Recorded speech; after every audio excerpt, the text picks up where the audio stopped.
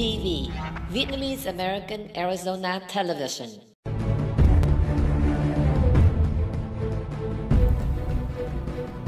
Hello and welcome to VAA TV Real Estate Talk Show with Scott Barlow and Linh Vi. Investing can be tricky, especially for beginners. However, with the right knowledge and understanding, you can achieve success in your investment. Our talk show is designed to bring out great topics for investors like you. We hope you enjoy the show and welcome to submit any feedback during and after the show. Hello, everyone. Welcome back to VAA TV, the Real Estate Show. So today we have Mr. Scott Barlow will continue talking about the investment with us.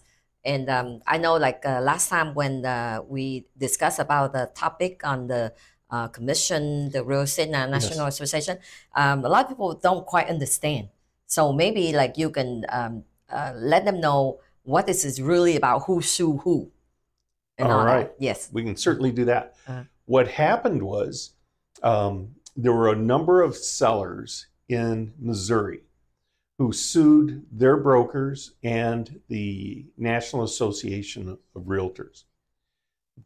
Their feeling was that when they signed the listing agreement, they were required, and their feeling is they were required to sign a listing agreement where they were going to pay X percent, anywhere from 4 to 7 to 8%. And what they didn't realize was that a portion of that real estate commission went to the buyer's broker. So in essence, they were paying the broker who was representing the buyer of their property and who was representing the buyer's interest, not theirs. In other words, they were paying for somebody else to represent their interest as opposed to representing the seller's interest. They felt that they did not have the option to be able to decide whether or not they wanted to pay that buyer's broker. And ultimately it went to federal court, and the National Association of Realtors and the Missouri Realtors Association lost the court case. Ultimately, here in Arizona, we had a similar case that was started right after that case was finalized. Last month, about the middle of the month, the National Association of Realtors reached an agreement with the plaintiffs from that Missouri case, and now the federal court system has said that this will apply to all of the cases, including the Arizona case. So moving forward, the net result is this, that when you sign a listing agreement as a seller, you can decide at that moment whether you want to pay for the buyer's broker. Now, in some cases, because traditionally that's what has happened, and it helps to bring the buyer in, because in many cases the buyers cannot afford their own broker. It helps them to be able to come in and have the expertise that they need to purchase the property. In the interim, our MLS system has been told that no longer will we be able to list any amounts that the seller is offering to the buyer's broker. So in the past, let's say that we had 6%, the buyer's broker or the seller's broker would have kept 6%, and then the seller's broker, or excuse me, the seller's broker would have had 6% on the listing agreement. They would have, at the time of the sale, they would have kept 3%, and the buyer's broker would have received 3% as their compensation for representing that buyer. Now, it may be a case of where, as the seller's agent, I have an agreed to amount that I know that I'm going to get up front. As the buyer's broker coming in, I may need to ask my client, the buyer, to pay for my commission, or I may be in a position where, as when I'm representing the buyer asks as a condition of the sale that the seller pay for the buyer's broker's commission. It's sort of confusing. In a lot of the experts think that in the long run that things will kind of continue as they have, because the buyers do need representation. but the format, the way that we go through and do it is going to definitely change. The key thing to remember that if you're a seller, you have the option of deciding whether or not you want to pay that buyer's broker at the time that you do the listing. The thing for the buyer's broker is before you even show your client a property, you must have a written agreement for compensation, and that compensation that normally was on the MLS system will not be on the MLS system at all anymore. So from the onset, that buyer's broker will need to talk to the seller's broker and ask if there is what we refer to as a co-broke. In other words, is the seller willing to pay a commission to the buyer's broker? Now, typically those commissions were paid. They were a method where they facilitated the flow of the sale. You could think of it as kind of a payment for bringing in a qualified buyer. Right. But in any event, the decision on whether or not to make that is now back in the court of the seller, and they can make that decision at any time. In other words, let's suppose that they say when I'm taking a listing, they go, Scott, I don't want to pay the buyer's broker, so I'll pay you 3% and I'll pay the buyer's broker 0. So we go ahead, we list it on the MLS, there's no commission listed anymore. The buyer's broker comes in, they've got somebody that's, for all practical purposes, they can afford the payment on the house, but the commission is not typically part of the payment that would be acceptable under most of the mortgage rules these days. So the buyer needs help. The buyer needs to be able to pay their broker. So what they may do as a condition of purchasing the home is ask for a credit or ask that a certain percentage of the sale price goes to the buyer's broker. And then at that point, that would be a negotiated item for the seller. The key thing to remember here is everything is negotiable, so that when you're sitting down with your listing agent, you can put in there whatever amount you want. If you only want the buyer's broker to receive 1%, 0%, 3%, which is, could be considered more in line with industry standards or what's been done in the past. But the key thing there is it's going to be back in the seller's decision making, and that can be a negotiated item. The next thing you must remember is that as a buyer, you are going to have to sign a written contractual agreement with your broker so that he knows that he will be compensated. And as the buyer, you are going to be obligated to help make sure that your broker is paid. And then the last thing is that none of these communications about how much the commissions are can be on the MLS system. So we're expecting all of these changes to be finalized by the middle of July. As it stands right now, you sort of see some brokers who are going ahead with business as it was in the past, and you're seeing 2 to 3 to 4% commissions for the buyer's broker. On the other hand, I just took a listing where I put 0 as far as what the payment to the buyer's broker will be. Now, on that particular case, my client is agreeable to paying a commission to the buyer's broker, but at least on the MLS, we're already starting to follow the rules of what we expect to happen in July. And so the difference between before and now is like before, when the listing agent lists the property on the MLS and the buyer show the house to the customer, then in the sheet also say like, oh, how much to the listing agent, how much to the selling agent on the MLS sheet. Yes, right? it would have how much to the buyer's agent. I have some, but that is like the choice of the listing agent, whatever want to give to the buying agent. Well, actually, it's the choice of the seller how much they want to put. Yeah. Let's say they give you 5.5. Okay. Then who make a choice that the selling agent get 3 or you get 2.5 or vice versa? That's a good question, but that's a negotiated question that's done at the time that the listing's being taken.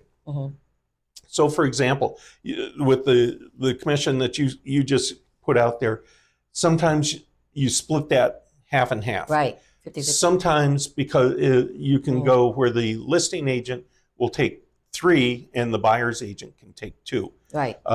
But that will be decided in a discussion with the seller at the time that they're doing that listing agreement. I see. Okay. So it's, and I think what it really got down to is there were so many people that forgot that everything in real estate is negotiable. And there were too many people that got to the point where that was perhaps an automatic thing. Oh. And they didn't properly explain it to their clients. Oh. I've always had variable commissions. Yeah. You know, depending on the type of property, Right. The degree of difficulty to sell the property, how much the property is worth. Right. That's why, because the reason why is that the seller, the group of that seller in Missouri start the case because they never have anywhere where they agree to pay how much percentage to the buyer. And that, you know, and right? that's very likely one of the big things that stuck out as a problem. I know for years in our Arizona Association of Realtors, they produce contracts for us. And in the last few years, we have a section where it says that, okay, the overall commission is, say, X percent. Right. And half of that X percent goes to the listing agent, half of that X percent goes to the buyer's agent. Right. So it's already there in the initial contract. And that's the key thing, is that the seller, at the time that they're listing their property, they need to be informed. They need to know what their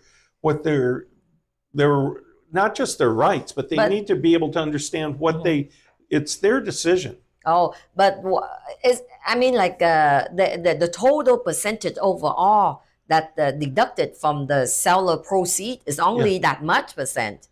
That's correct. But then they don't agree with that percent you split. I mean, the listing agent split with the buyer without letting them know. That could very well be part of it. Oh, yes. You know, because I wondered why because they never get more deduction. How can they sue? That's right. But think of it this way.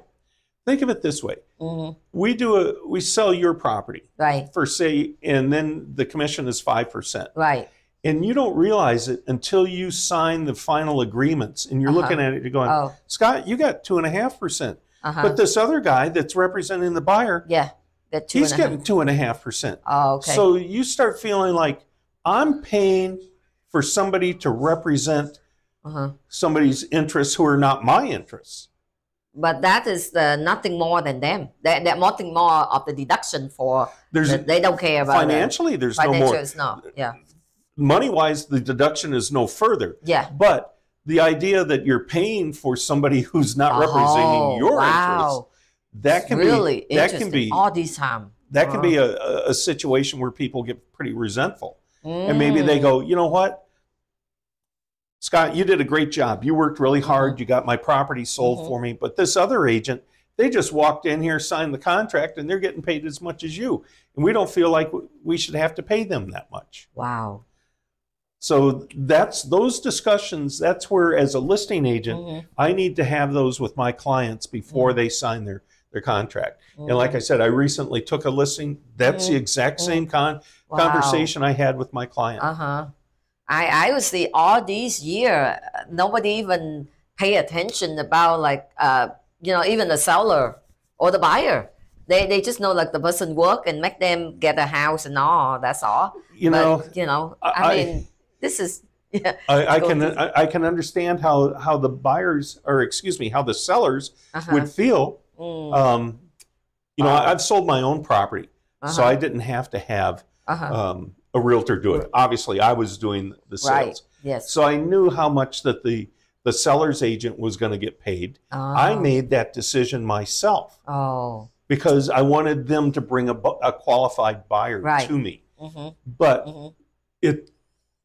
I think a lot of it is communication. I think a lot of it goes back to the fact that some of the agents did not properly communicate all this information to their clients. That's true. When they were selling. Yeah, because they don't think that even something to discuss as before. I mean, like the person just get a house and who care who get paid, because I didn't ask the money from the from you, which is the buyer, let's say. Yeah. So the buyer didn't ask, the seller didn't ask, because they get the transaction done and they don't pay more than what is estimated. Well, and that, but they don't care who paid to who. Exactly. So that's wow, whoever raised up that one, but then they lost. Yes, yes. And I can tell you this much. I have had clients over the years, not so much on residential properties, but on commercial properties, who go, I know it's a tougher sale because you've got things like you have to deal with tenants. You have to get estoppel certificates done. You have to have photography done. You have to have, all kinds of different things done to be able to market the property. Exactly. So they go, you deserve an extra amount for all of your advertising and marketing fees. Whereas the buyer walks in and their claim to fame in this whole thing is they've got somebody in hand who has money to buy the property. So it becomes a matter of the seller looks at his agent, who is doing a great job to get it sold for him, and they look at the buyer's agent, who's basically just coming in and they wanting to get paid the same as the other guy, and they really start thinking, well, he's knocking me down, trying to get a lower price on my property. Right. At the time when the repairs are being done, he's saying that my property's got all of these defects to it, and I'm paying him. So that kind of becomes one of those things where I think there was a little bit of resentment, there was a lack of communication, and perhaps a misunderstanding. So the biggest thing to come away with this is if you're selling a property, talk to your agent. Find out how much the commission is, who's going to get how much of it. And if you don't want it to go to the seller's agent, you can withhold it.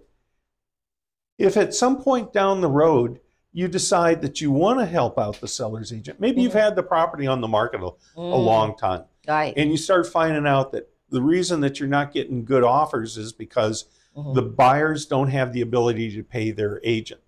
So maybe what you do is you work out an arrangement with one of the offers where they ask if you'll pay their agent. Right. Maybe you go ahead and pay their agent. Wow. Yeah. So, but the key thing here is that it's not the realtors, whether it's the listing agent or the buyer's agent, we don't make those decisions. Right. It's the seller who's actually selling the property. Sell it and make that decision. And so as the listing agent, my role is to be able to advise you, present this information to you, and let you be able to make your decision, and then to take care and make sure that your decisions are met. So when you take the listing, is there any page where it said how many percent to you and how many percent to the buyer at the time? Absolutely. There was. So then they don't have that page with them in Missouri? I'm guessing that was probably part of it. Yeah, because if they have that, they couldn't sue because everything on paper, right? Yeah, it would have been on paper. Exactly. Wow.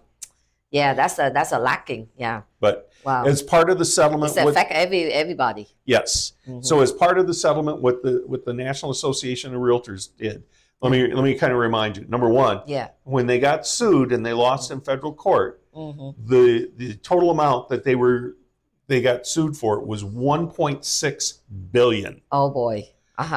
When they settled, and they only have to pay $418 million. So roughly a quarter of what they were asking. And so they get to spread those payments out over several years. The $1.6 billion would have bankrupted National Association. But that's only applied for that particular seller. Well, at that time, in that case, it was only applying to those people that were in that court case. In that court case. But there were a bunch of copycat or Me Too court cases that came up, including the one that was here in Arizona against the Arizona Association of Realtors. Right. When they settled the case last month, it included everybody. Oh, really? So, previously I would have been under the... So, how long? I mean, they go back. Is it last year or the year before? It's completely agreed to. Yeah. Really? So whoever the seller can get some compensation?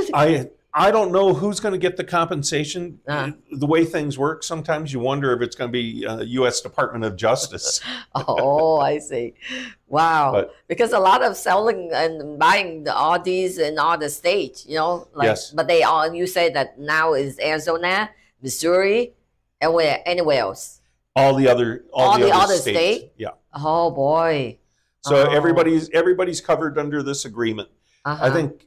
Now, having said all that, let me kind of throw a couple of things out there, because remember, one of the things I said is that under the agreement for the court is, if you're going to show a house as a buyer's agent, if I'm going to show a house to you, I have to have you sign a contract with me, right, saying that if you buy anything, that you're going to pay me. Right. That obligates you. So consider that I show you a house today, and you're driving down the street, and you see a really nice builder's model home, and you go in there without me, you could still be liable for paying me commission. Oh yeah, of course, because I have contract with you. Exactly. So right. that's the thing. Like now, is not freedom anymore. Like when they decide to choose whoever that representing them for the house purchase, then they can just only stay with that person. Well, and you can always fire your realtor, but there has to be some good reasons for it.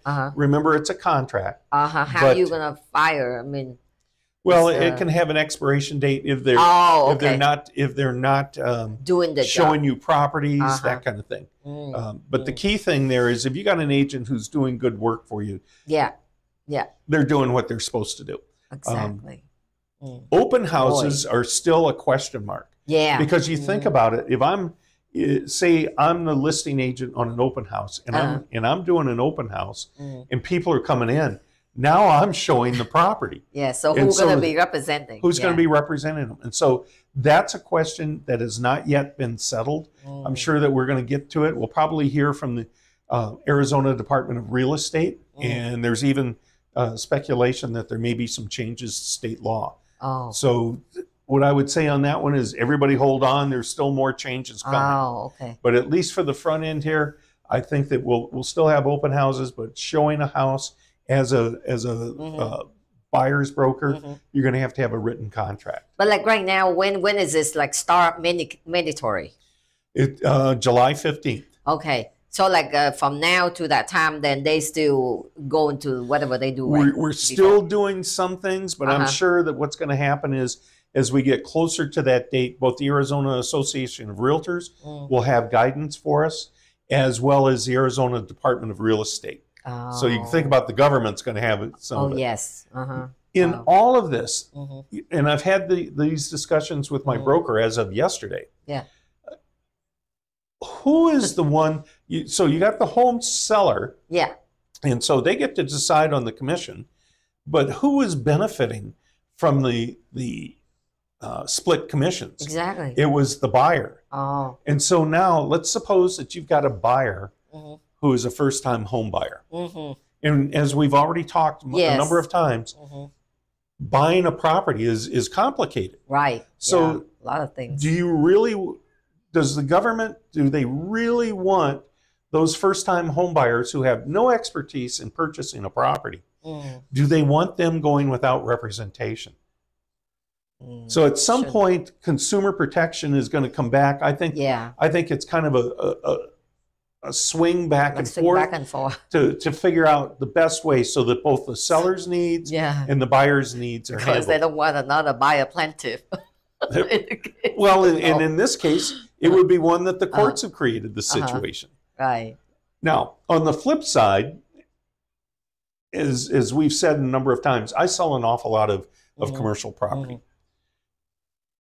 This agreement is with the National Association of Realtors. I just happen to be a realtor because under the MLS system, if I list a commercial property on there, I have to be a member of the National Association of Realtors. Right. My broker is, everybody that's in my brokerage is. But there's an awful lot of commercial brokers out there who are not members of the National Association of Realtors. So none of this stuff applies to them. Generally speaking, and I'm not giving you specifics, but generally speaking, the courts look at commercial sales, the buyers and the sellers, like they're more sophisticated than home buyers and sellers. Right. And so there's an expectation that they can do, are more able to do their own due diligence, financing, those types of things, and that the role of the buyer's broker and the seller's broker is many cases slightly different. Right. So none of these rules, at least thus far, apply to us when it comes to those types of sales.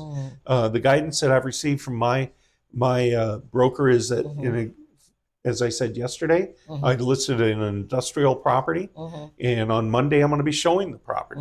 So I'm not going to have a buyer's broker agreement. It's something that typically you don't see in commercial real estate. Exactly. So those questions have not been resolved.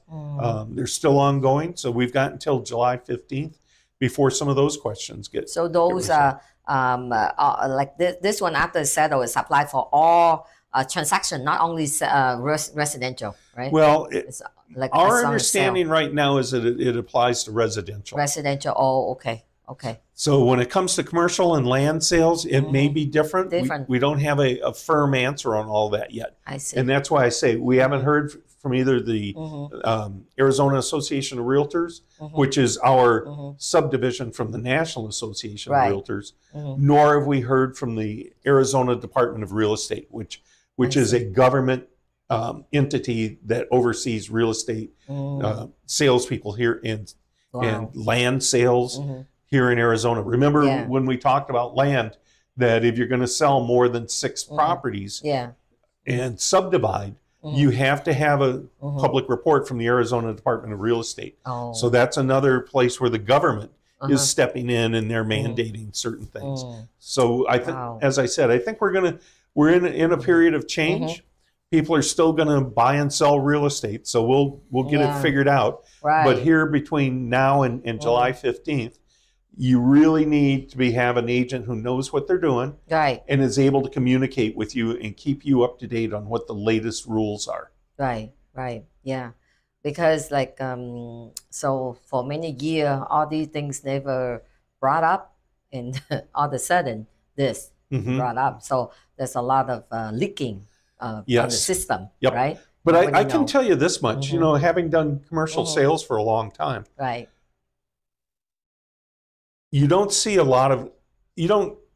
nearly as many commercial properties on the MLS as you do on some of the commercial websites that brokers pay for. Things like LoopNet, CoStar, Crexy, those are the big websites where brokers, whether they're realtors or whether they're just plain real estate salespeople, that's where they list commercial properties in far more detail than what the MLS does. On most of those, you'll look at them, it doesn't say anything about it, about commissions. And so what if you, as a buyer's broker, and you're looking at purchasing, and I can give you a good example. I had a client I was representing, and they wanted to buy a gas station. And so early on in the process, when I spoke to the seller's broker, I asked him if they were doing a co-broke. In other words, were they paying the buyer's commission? And he said, gave me the amount, and I told my client what I normally would expect on something like that. And so we agreed that when we did a letter of intent, we asked for the full amount that I would normally receive as compensation, which my client thought was fair. And we didn't end up buying the property, but those types of ways of doing business have been out there on the commercial side for years and years. I don't expect those to change. And, you know, frankly, any of the commercial brokerages that are not members of the National Association of Realtors, they aren't paying any attention to any of this stuff that's going on. Because it really doesn't affect them. So like if the realtor, whoever work in the field, that have to pay attention to all this update. Otherwise, they thought like, oh, they will get some money after that, but and then they don't get the buyer sign the sheet where say the commission pay, and then they assume that they will get something, and then at the end, the last thing you want to do is get out there, work hard for your client, and then come to closing time, you find out you worked for nothing. No compensation. So that's important. Like you brought up, they have to sign that page, or right. Because they don't never thought of like they don't have commission. That's exactly right. All these times. Wow, that's a great sharing. So yeah, so people were asking and then just ask you to repeat slowly. So now I hope people get the understanding and the picture how we discuss and what important that is, right? So just remember that if you're selling a property, have a discussion with your agent over how much commission he's going to get, and if you want the buyer's agent to get paid out of that commission package. You are under no obligation to pay the buyer's broker. That's one aspect of it. Two, if you are buying a property and you want your broker or your agent to show you a property, you're going to have to sign a written contract with him, and it will talk about how much he is going to be paid. Right. And as part of your sale or part of your purchase, you will have to be guaranteeing your agent that he is going to get paid. Another step to this whole thing, of course, is that as in years gone past, where they listed how much the buyer's broker would get on the MLS, from this stage going forward, there's going to be none of that. So those are the big takeaways for buyers and sellers. Wow. So yeah, so all those are really a strong key right there. Whoever in the job or even the buyer or whoever that watching the show right now, in their position, they can get some information on, because apply to all the state, not only Arizona or Missouri, and any state that they that is now. Correct. Right. All the states. July 15th, right? That's the July final 15th, day for the residential that we're talking about right now, just the residential policy, right? We're at this stage, that's what we're working with, is the residential. But as I said, there is so much up in the air. We have not gotten guidance from National Association of Realtors. We haven't gotten guidance from the Arizona Department of Real Estate. I would expect to see additional changes coming down the pike. The key thing here, like I said, is everything in real estate is negotiable. Have a good agent who can communicate with you, keep you up to date on what changes are going on and what your options are. So that's my best advice on whether you're a buyer or a seller between now and July 15th. And expect the membership fee will increase after all the payment. I suspect it. To the case. It may increase, yes. Wow. All right. So, and then so that's all about that news. Anything you can update to them whenever we on the show about those. Absolutely. Anytime that I get an update, I'll bring it forth So now we will all understand about the situation where is effect for the job, for the realtor, and also the buyer. The same thing. Yeah.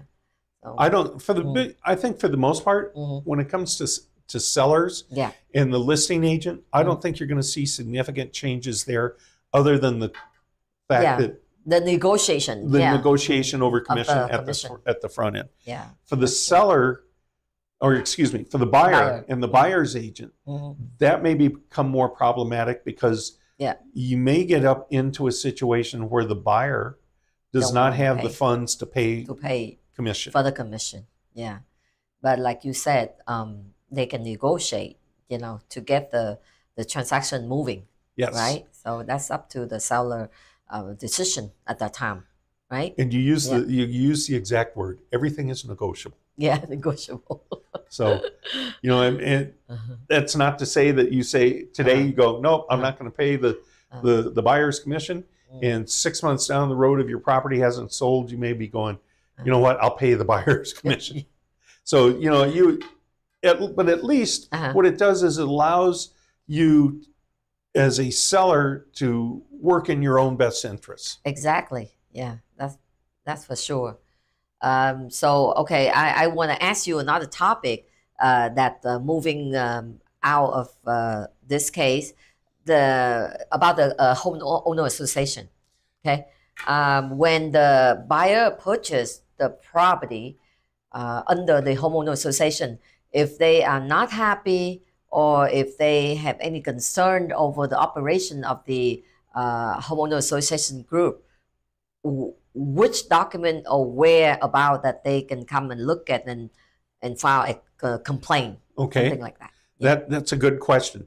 The Arizona Department of Real Estate, you can always go to them if you have a complaint. Okay. But during the escrow process, when you're doing your due diligence, the title company will go to the homeowners association, and they will order a copy of the CC&Rs, and you'll pay fees for for transferring the ownership over. You may have to pay capital improvement fees, all of those types of things. Yes. But that information comes from the homeowners association, and they have to operate within the rules for that homeowners association and the CC&Rs. The CC&Rs stand for covenants, conditions, and restrictions.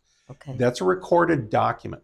All of that information must be provided to you before close of escrow. That's one of those things where you have a chance as part of your due diligence to go through and read. Now, a lot of folks, they can be really wordy. It's in a legal document format, and sometimes they don't understand it and they breeze through it. But if there's specific things that apply to you or are of interest to you, you need to go through and find that particular section. But almost guaranteed it tells you how problems can be handled. There's always an opportunity for someone who is an issue with a homeowners association. They can go before the board.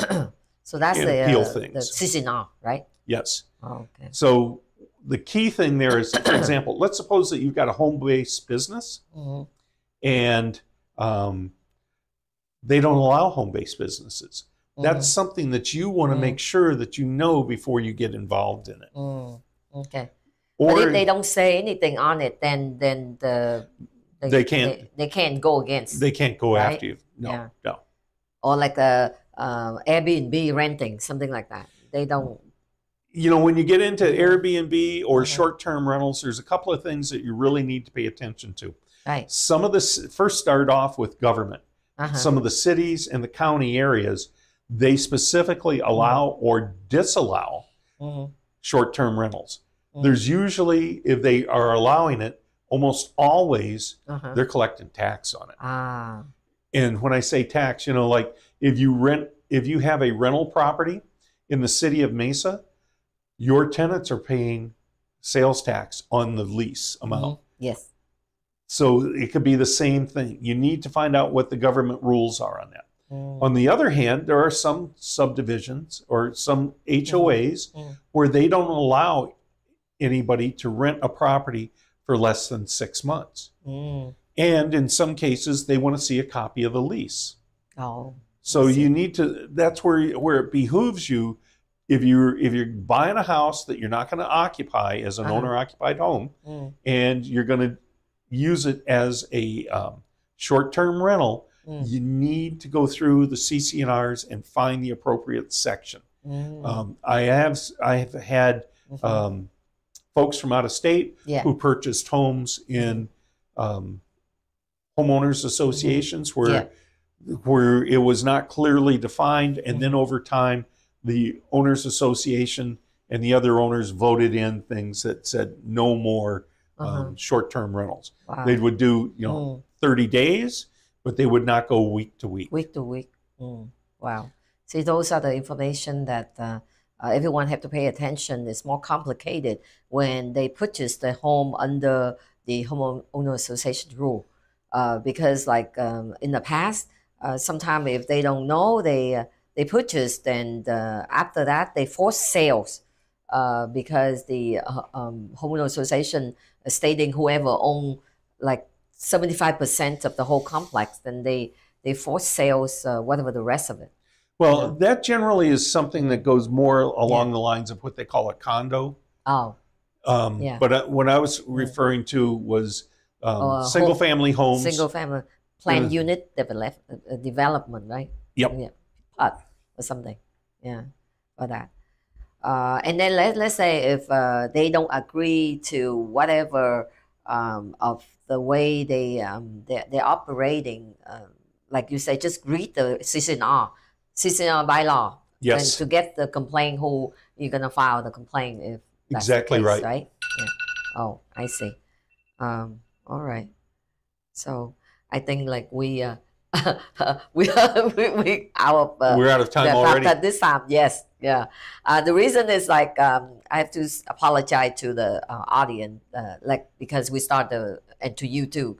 We start the show a little bit early because we want everybody to join and watch the Virtual Flower, the movie Yes. that we been talking about, and they have a ongoing show at 6 o'clock at Fashion Mall in Chandler 20 Hawking Theater. So we are gonna come and see the show, and then after that we each gonna give the opinion what we think about the movie. Okay. Okay. So and then everybody will come back to the show again, normal hour next week. Sounds good. Yeah. Okay. Thank you very much for watching VATV Real Estate Show. See you next time. Bye-bye. Have a great week.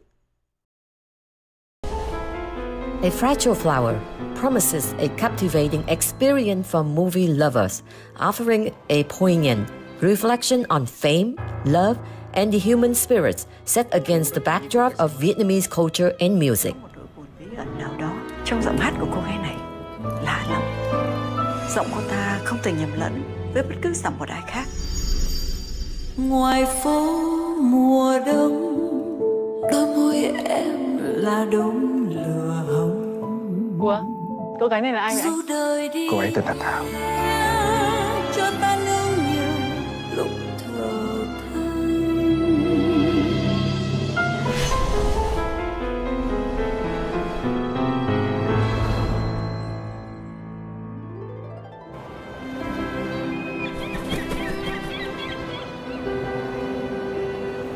Để làm được phim ca nhạc, em phải đánh đổi điều gì đấy? Cần đêm trăng để chút vơi. Nếu Thảo có tâm sự cần nói, tôi sẵn sàng nghe đi. Thảo cứ coi tôi như là người tình của Thảo. Em yêu chị, em mong được sống bên chị. Tôi không tiếc tiền bảo trợ tất cả những chương trình lớn nhỏ cho cô ấy. Rốt cuộc tôi nhận lại được cái gì?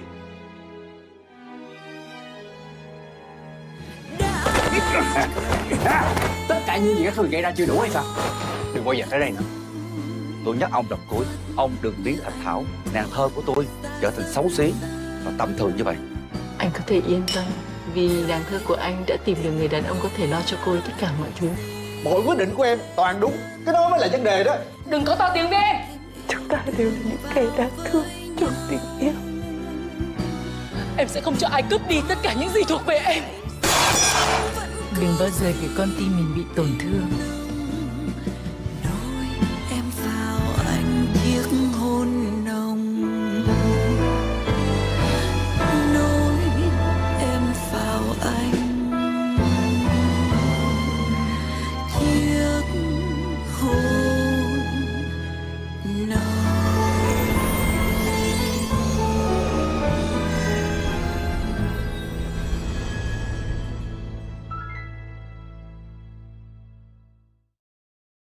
Xin cảm ơn sự theo dõi của tất cả quý vị trong những giây phút vừa qua.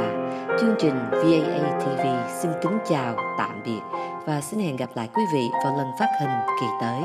Mọi chi tiết về thông tin thương mại và bảo trợ, xin mời quý vị hãy liên lạc về địa chỉ email vaatelevision@gmail.com và số điện thoại là 480 289 9816 480 289 9816, website vaatv.com và vaaznews.com. Xin kính chào, tạm biệt.